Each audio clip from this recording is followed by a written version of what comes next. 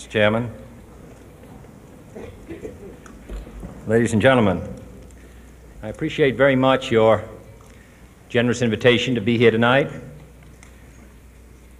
You bear heavy responsibilities these days, and an article I read some time ago reminded me of how particularly heavily the burdens of present-day events bear upon your profession.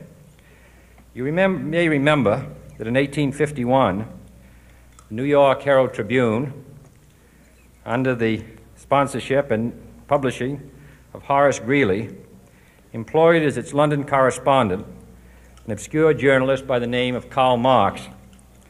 We are told that foreign correspondent Marx, stone broke, and with a family ill and undernourished, constantly appealed to Greeley and managing editor Charles Dana for an increase in his munificent salary of $5 per installment, a salary which he and Ingalls ungratefully labeled as the lousiest petty bourgeois cheating.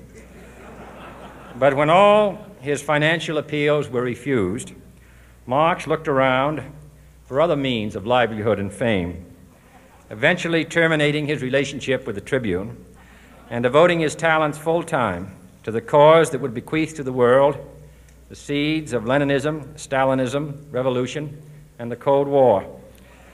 If only this capitalistic New York newspaper had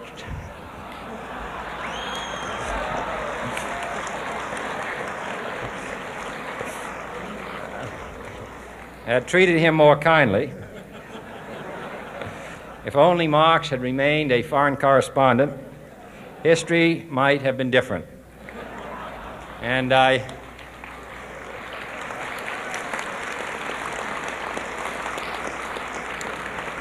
I hope all publishers will bear this lesson in mind the next time they receive a poverty-stricken appeal from a small increase in the expense account from an obscure newspaper man.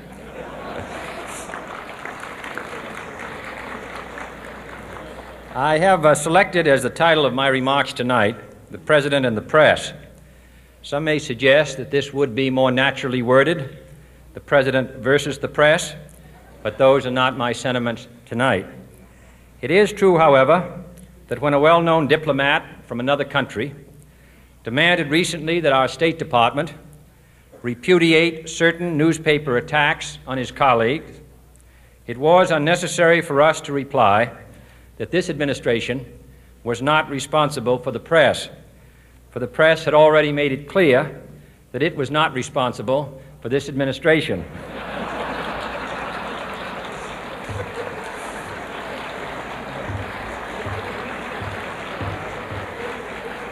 Nevertheless, my purpose here tonight is not to deliver the usual assault on the so-called one-party press. On the contrary, in recent months, I have rarely heard any complaints about political bias in the press except from a few Republicans. Nor is it my purpose tonight to discuss or defend the televising of presidential press conferences. I think it is highly beneficial to have some 20 million Americans regularly sit in on these conferences to observe, if I may say so, the incisive, the intelligent, and the courteous qualities displayed by your Washington correspondents. Nor, finally, are these remarks intended to examine the proper degree of privacy which the press should allow to any president and his family. If, in the last few months, your White House reporters and photographers have been attending church services with regularity, that has surely done them no harm.